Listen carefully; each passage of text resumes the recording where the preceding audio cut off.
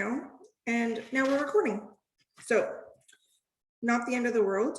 I'm not very Zoom proficient. I can only apologize. So we would like to take this opportunity to discuss a few main aspects of student housing. The first and the most important, in my opinion, is the part of living in residences, which is the community. And it's also the support that you can develop while you're living with us. Next are the properties themselves, which include the different buildings that we have available both on and off campus. Following this will be the meal plan options available. And lastly is the simple application process to secure space in residences and how we can accommodate any special requests, including quarantine requirements for international students. So before we get started, I just want to mention that we are going to be talking about the 3 different housing options that we have available. So the dormitory, the modern dormitory, and the Solon Hall options. So one thing I do want to mention, we are not going to be talking very much about Mac campus today or opportunities for living off campus. So if you are interested in either of those, we'll have contact information at the end.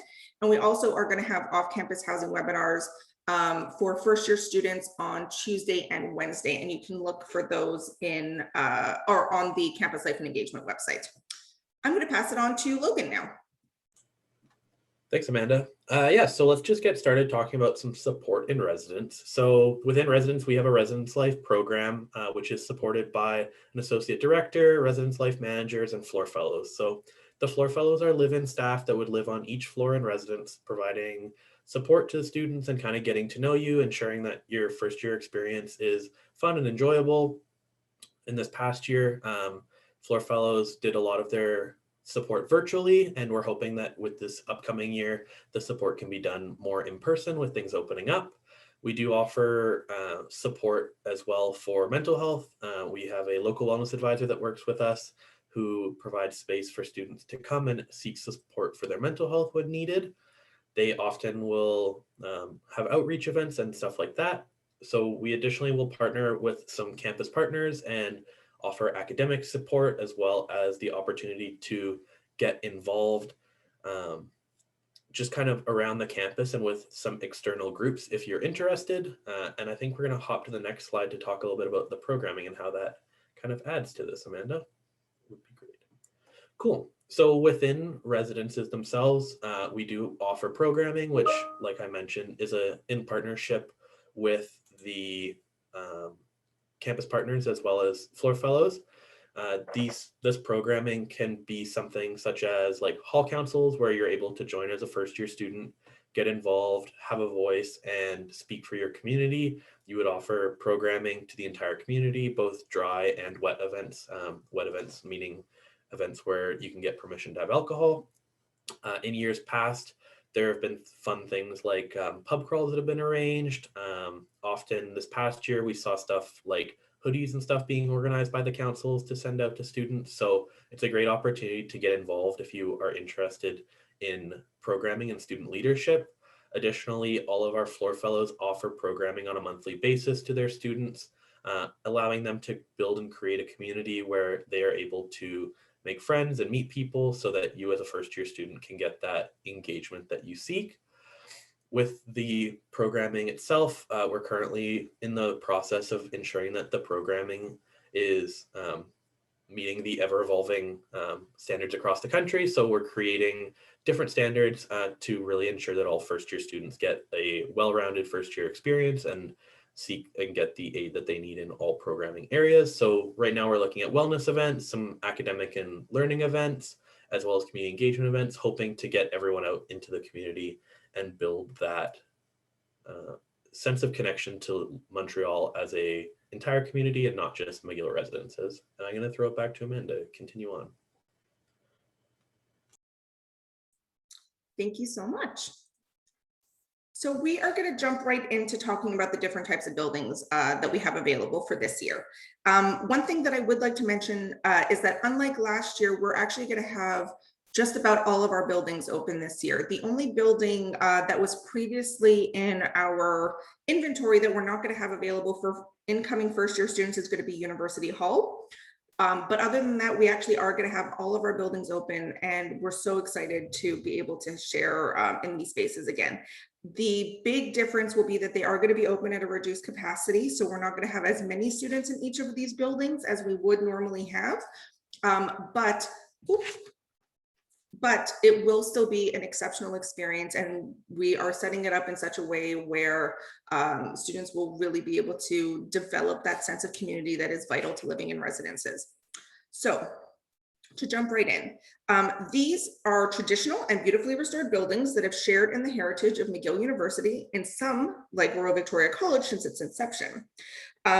These buildings include Royal Victoria College, Douglas Hall, and the 3 upper residences of Gardner, Molson, and McConnell Halls. The unifying feature of these buildings that they primarily consist of single bedrooms with shared mixed gendered washrooms. While there are doubles in these buildings, we are not going to have them available this year. The exception is the West Wing of Royal Victoria College, which will remain uniquely female only, just as it has basically since its inception. Other commonalities include live-in floor fellows, secure building access, accessible residence life managers, and access to cafeterias. There's also shared common rooms, laundry rooms, and study spaces, which we will have open this year. And the rooms are also fully furnished. They all have high-speed internet, and they are exceptionally close to campus. Now, a lot of the information that I've given you here is a lot of the information that's on our website, but one thing that I wanted to do is to get a little bit of a sense of what it's like to live in these buildings, or what maybe some of the concerns that students have about living in these buildings. So I actually want to prompt Logan with a couple of questions. And so the first one is, what would you say to someone who is concerned about sharing a mixed gendered washroom for the first time? Yeah, it's a great question, Amanda. Thanks for that. I think one thing I would say to somebody who's concerned about sharing a mixed gendered washroom is that all of our mixed gendered washrooms are actually single stall. So you never have the opportunity to be in the washroom itself with another individual of a different gender. So that's kind of a added bonus, as well as honestly, we do have cleaning staff that goes through them regularly and ensures that they are clean and sanitary on a regular basis. So if it's around sanitation concerns that you may have, that's also kind of like an added bonus. So that's what I would definitely say to somebody who's concerned about that aspect of this. And I think you have another question for me, correct? I do have another question for you. My other question is, with so many single rooms, how do people meet if there aren't any roommates? That's a great question. I guess that kind of brings us back to the programming aspect that I spoke briefly about earlier. With the monthly programming that is offered by Floor Fellows, that's a great way for students to get it connected and create their community within residences. It provides you the opportunity to meet other students on your floor, in your building, and in your community as a whole, whether it's upper residences, Victoria College, any of those areas. All of that programming is open to almost anybody, and as long as you're within residences, you're able to go. Your floor fellow will advertise that and create an opportunity for you to know what's going on a regular basis. So that's a great way to meet people, even when you're not in a double room with a roommate. There's also no harm in knocking on a neighbor's door and introducing yourself, So the next type of building that we're going to talk about is our modern dormitory style buildings, also known as our hotel style buildings. These converted hotels were purchased by McGill and allow living that is more modern for those students who are interested. We have 3 buildings. We have Care for Sherbrooke, La Citadelle, and New Residence Hall. While each building does possess a limited number of single rooms, the majority of these buildings are double rooms, and it is important that we want to share that this year we will be using the double rooms, and they will have 2 students per room. So that is something that is brand new this year that we didn't offer last year, given all the COVID restraints. But your roommate will be somebody of the same unifying gender. And it's also somebody that we are going to pair with you based on the parameters that you included in your initial application. So we do look at all of that information. So we try and pair you up with somebody based on what it is that you wrote. So my number one suggestion is to be honest and open in that. So if you are somebody who is necessarily messy, there's no shame in that, but make sure that you put it on there because you want to set realistic expectations to your roommate. Other things that these buildings include are live-in floor fellows, 24-hour front desk and security, on-site cafeterias. There's also going to be shared common rooms, laundry rooms, and study spaces, which we will have open this year. And each room has its own private washroom. The rooms come fully furnished and include both a television and mini fridge.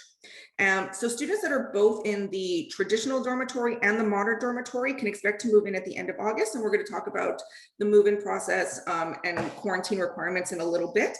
It's just important to know that everybody in these buildings will have an 8-month lease, so September until the end of April, and everybody will also have a meal plan, and we're going to talk about meal plans in a second. But just like we did with the traditional dormitories, there are students who have some concerns about the modern dormitories.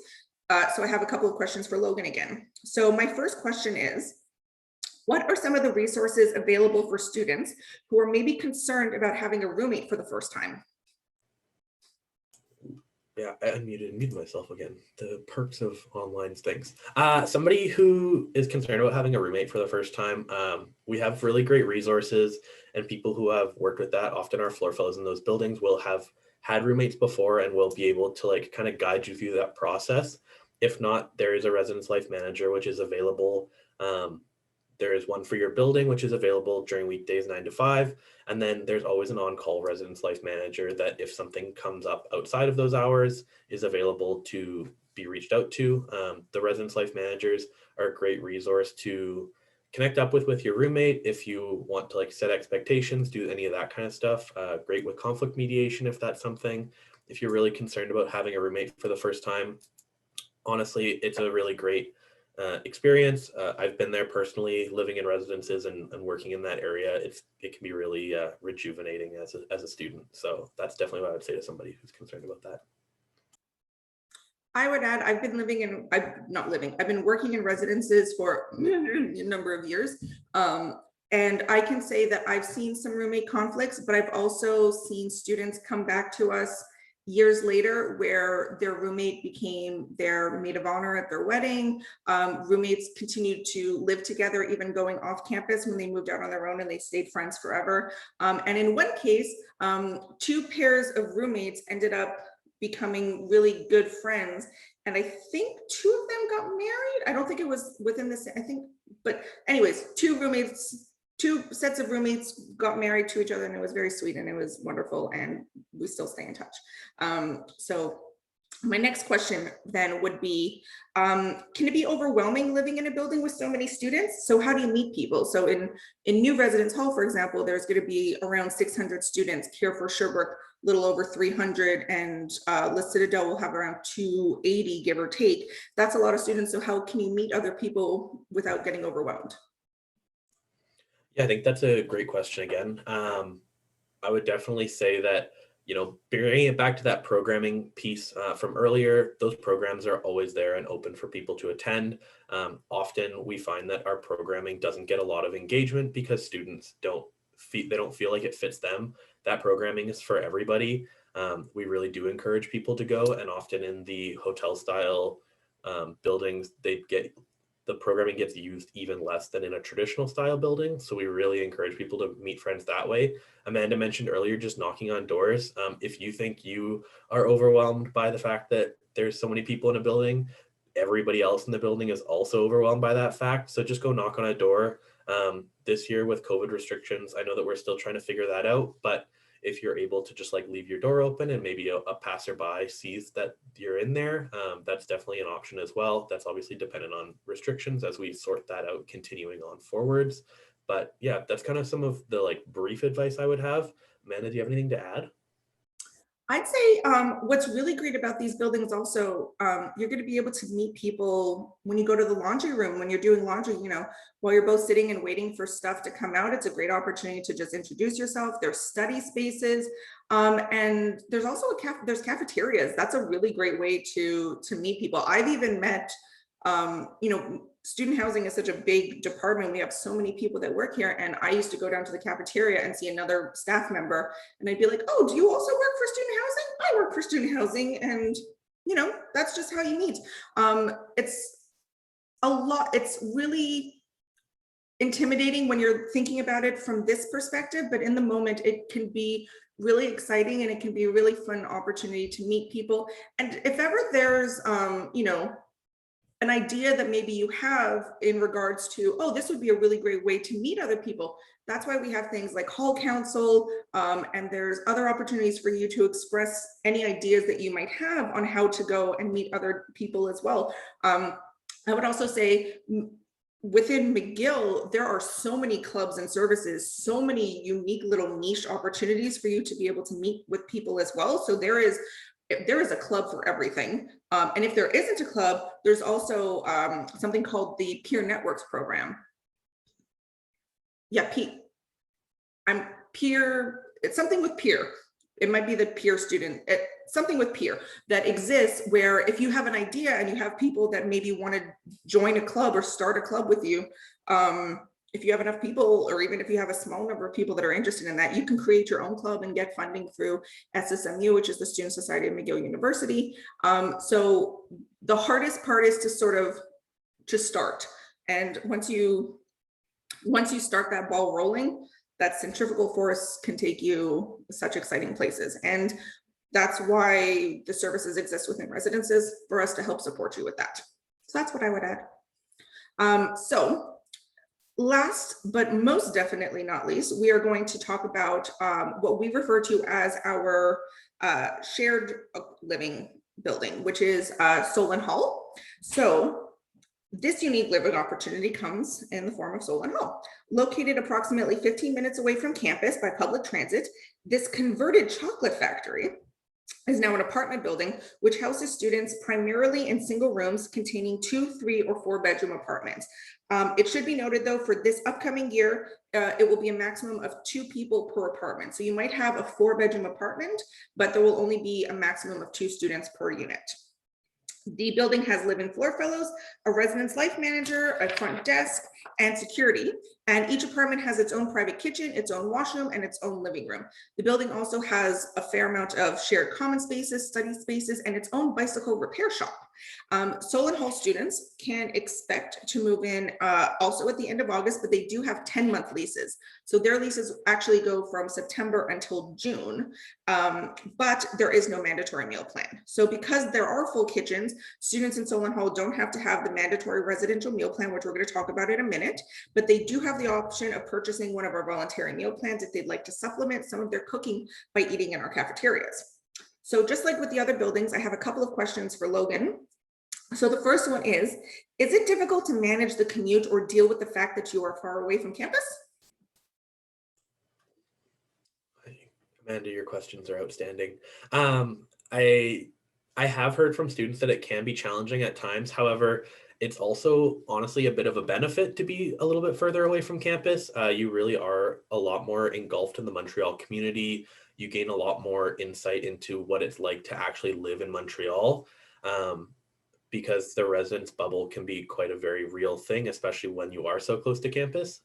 It's great. It's a great opportunity to commute to campus and really gain that skill of learning how to use public transit and all of that. While I'm sure that a lot of you already have that skill, you can never learn it too much. And to be honest with you, in my opinion, the Montreal transit system is very efficient and very effective. Would highly recommend using it. So I guess to answer your question, Amanda, while it can be challenging, there's a lot of benefits to the challenge of having to commute to campus and the distance from campus that Solon Hall does provide, as well as I do think it's in a really beautiful part of the city, and I would highly recommend if you get the opportunity to go there to check it out. The only thing that I would add, which is just adding to a point that Logan just made, is in the winter, you're going to love being able to commute most of the way underground with the public transit, rather than trying to walk up and down the hill. Taking that public transit in the middle of like the coldest days in winter, oh, you're going to be like, oh yeah, I don't have to go outside in the snow.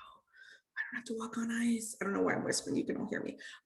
So that would be the only thing that I would add, which is tremendous. One last question for you about Solon. What kind of support is there for students who are assigned to Solon so they don't have a meal plan, but maybe they also don't know how to cook? That's a great question. I always like to bring these back to programming.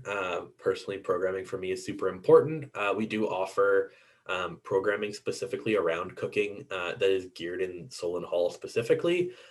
Those floor fellows are people who have been in that building for a good amount of time, who have been living on their own. Often they will run things with campus partners and external groups to aid in the cooking process. Additionally, I mean, Montreal is known around the world for its like culinary design, and you're in a very food rich area down where Solon Hall is. So even if you aren't the best at cooking in your first time there, you do have very healthy, accessible options in the area where you are. Yeah, and there's also different opportunities. I'm sure, as we were talking about earlier, Amanda, there is probably a cooking club on campus. So you can definitely join up in that and gain that great skill for the rest of your life. And let's be honest, we're all adults and I still eat mac and cheese 3 times a week, but I would recommend, cooking some vegetables too. So that's what I would say to that question. Amanda, would you like to add anything? The only thing that I would add is now that COVID restrictions are lifting a little bit, you might be able to start meeting with your roommates. And I know in the past, ways that students were able to connect and meet with each other was through the gift-giving joy that is a potluck. And so students would, on the same floor, they'd all bring a dish.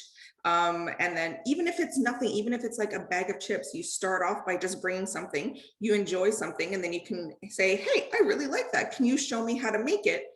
Guess what you just made? A best friend. And you just learned how to make something delicious for yourself that you can then bring that to the next potluck. And that's how friendships are made and bellies are filled and joy is had. And I also know that, we have, sometimes the floor fellows at Solon Hall have hosted like little cooking classes, like little introductory cooking classes. We also had one year, which was so cute. There was a couple of students at Solon who had very specific dietary needs, and they decided to make their own YouTube channel where they were like sort of doing like a Food Network cooking show sort of thing, where they were like in their own kitchen at Solon Hall. They were like showing how they make their recipes. And then they would take the recipes, it would be, let's say, for example, gluten-free brownies. They would take them and then they would share them with the other people that were on the floor.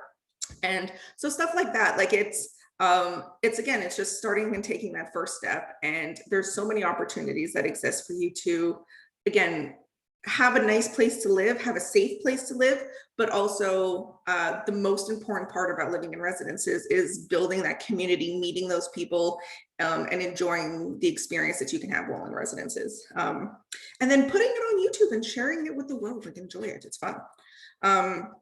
So we are going to jump to the next section. So I just want to mention, as I said, that we aren't really going to be talking about Macdonald Campus. Their residences are actually technically full for the upcoming year. So if you do have any questions for the Macdonald Campus, we are going to have their email at the end. But I just want to mention, for if you are somebody who has reserved a space at Macdonald Campus, they do have 2 buildings. In case you aren't aware, the Macdonald Campus is actually located not in downtown Montreal like our other buildings, but it's actually in an area called Saint-Anne-de-Bellevue, which is about a 40-minute drive without traffic. But there's also a shuttle bus that exists that can take you out there. There's also public transit that can take you out there. Macdonald Campus offers 8-month leases. There's no meal plan. And they do have 2 different buildings depending on whether you're coming in as a first-year student or an upper-year student, and those are Laird Hall and Eco Residence.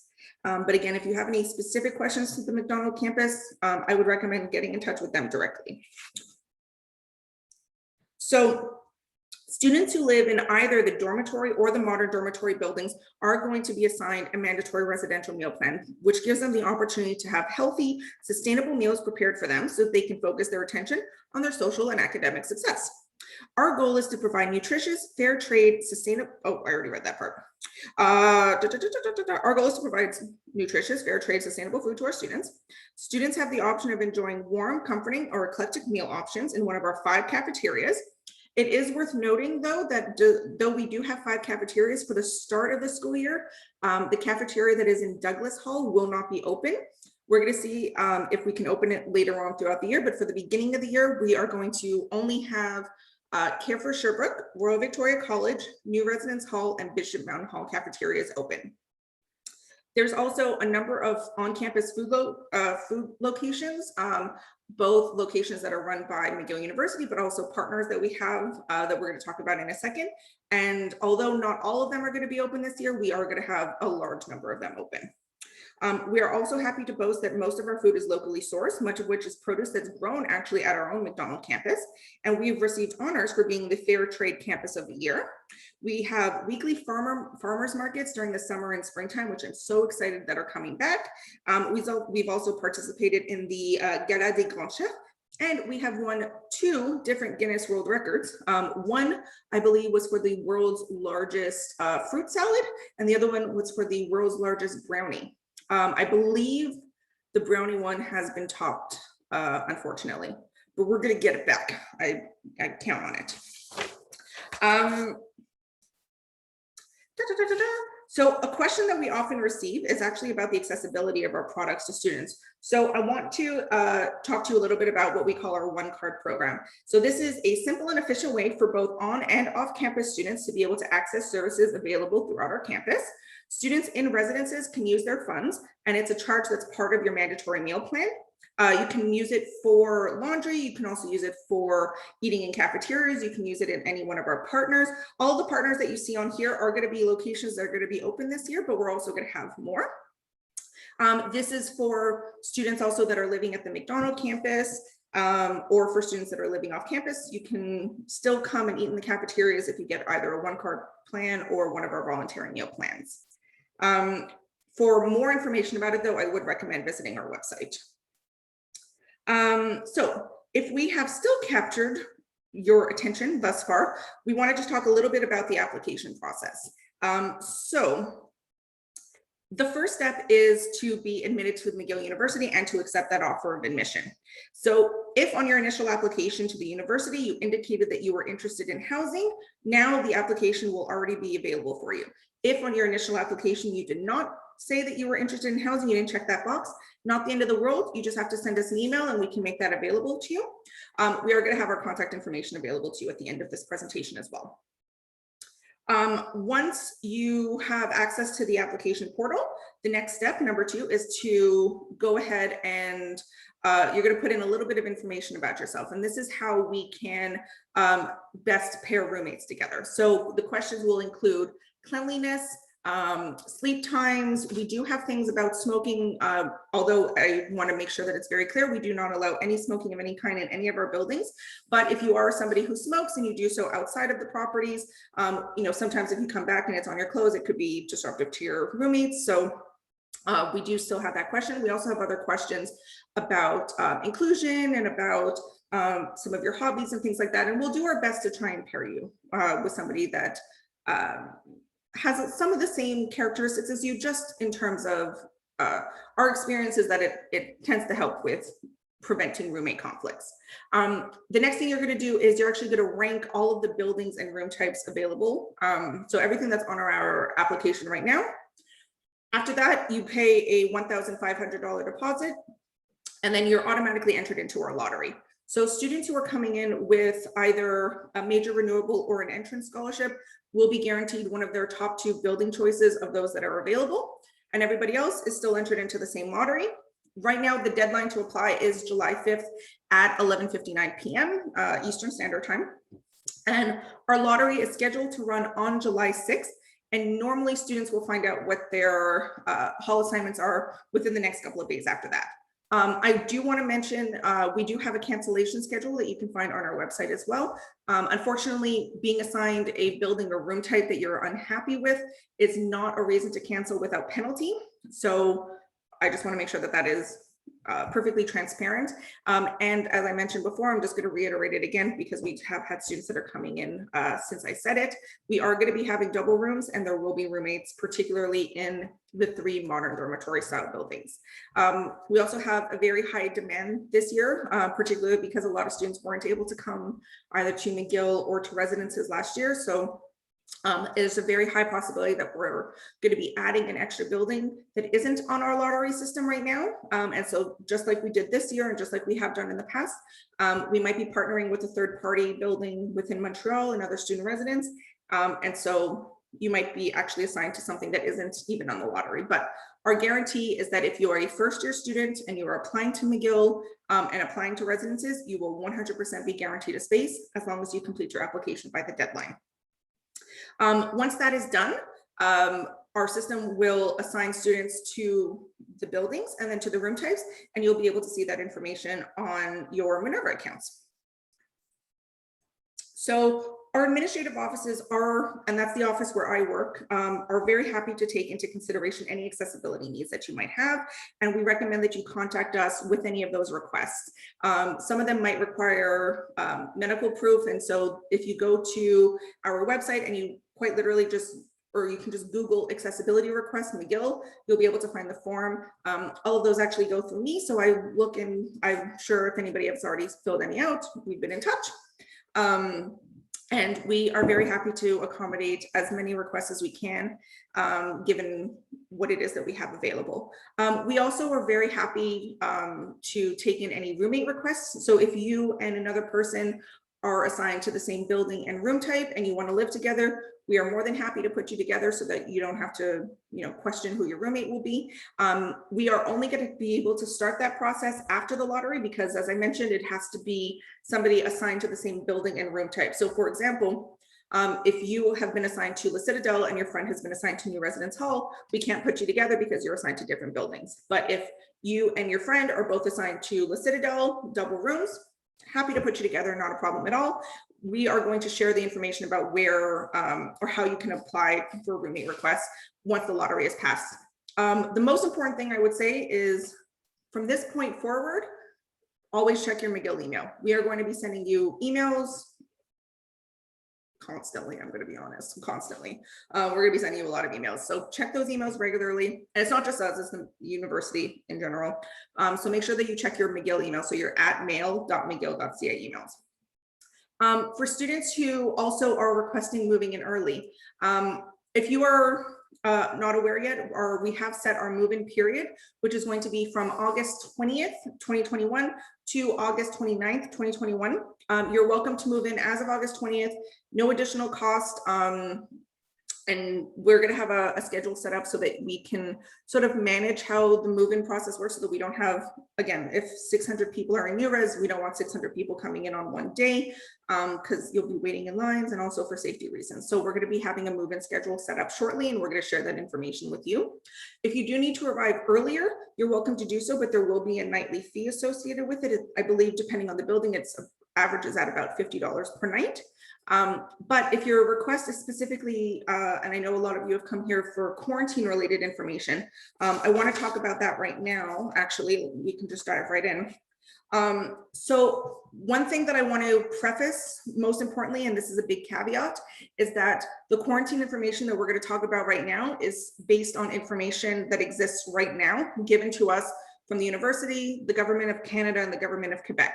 The regulations and the plan that we have right now may change, both as international borders and the borders with the US open up.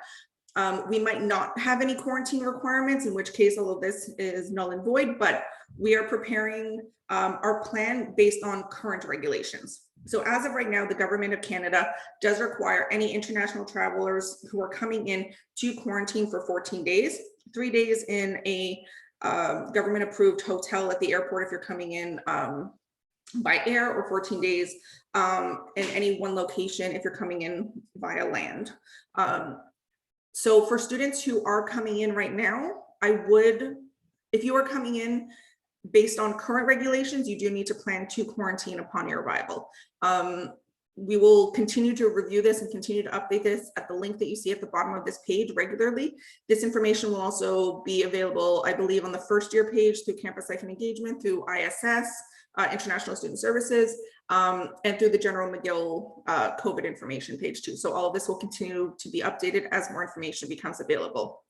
But the government of Canada is hoping that it is planning to or is hopeful that they will be able to forego the quarantine for people who are coming in who are fully vaccinated. But because that plan has not been solidified, we're still operating under the assumptions that you will have to quarantine when you arrive. So there's going to be two options available to you. If you are coming in and you want to quarantine with us in residences, You would have to arrive between August 1st and August 6th. And the only option that we're going to have available this year is at New Residence Hall.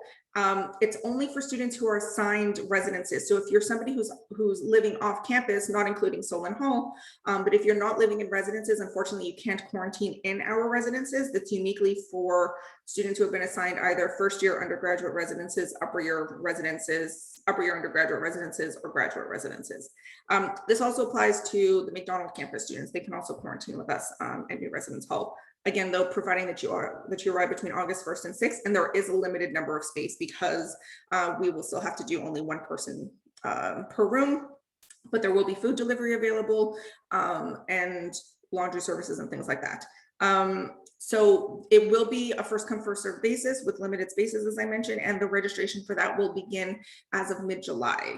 We're waiting until mid-July because, again, the quarantine requirements might change.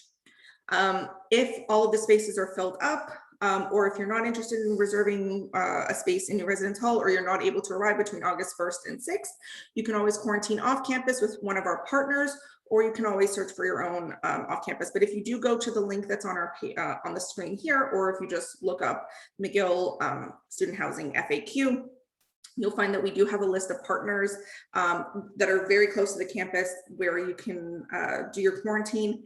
And we include the prices that are there as well.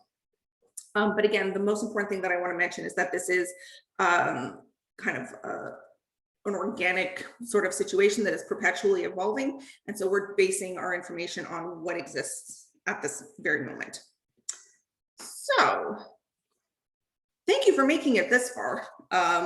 We are pretty good on time, which means that we're going to have about 15 minutes where we can actually answer all of your questions, or as many questions as we can that are coming in. So as I mentioned at the beginning, I'm going to actually maybe stop recording now because we don't really need to record the questions.